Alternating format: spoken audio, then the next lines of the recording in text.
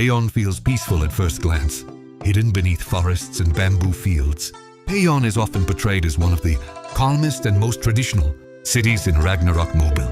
Archers train in silence, villagers live simple lives, and nature seems untouched by the chaos spreading through Midgard. But beneath that tranquility lies one of the strongest spiritual connections in the entire world of Ragnarok. And surprisingly, that connection shares several similarities with real Norse mythology. In actual Nordic legends, nature was never separate from the spiritual world.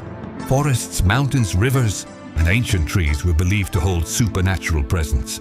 Spirits, gods, elves, and the dead often existed close to humanity, hidden just beyond mortal sight. Many sacred places in Norse culture were not castles or temples, but forests themselves. Payon captures this exact atmosphere. Its architecture and aesthetics are heavily inspired by East Asian culture rather than Nordic culture directly, but the themes behind the city feel surprisingly close to ancient mythological traditions. The forest surrounding Payon is not simply wilderness.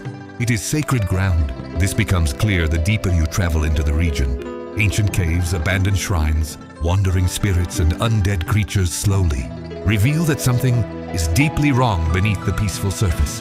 The Payon cave especially became one of the most iconic examples of this duality. At first, it appears to be an ordinary burial site, but over time the dead began rising again, and the deeper levels became increasingly corrupted by dark spiritual energy. This is where Ragnarok Mobile once again connects its world to the fragments of Ymir's heart. Within Payon Cave, the fragments reacted to death itself. Corpses buried for centuries began moving again. Spiritual energy accumulated around the tombs, creating undead creatures and cursed entities. The dead no longer remained dead. This resembles several concepts from Norse mythology. In Nordic legends, death was not always peaceful or final. Drauga, undead beings from Norse folklore, were corpses that returned from the grave possessing immense strength and hatred.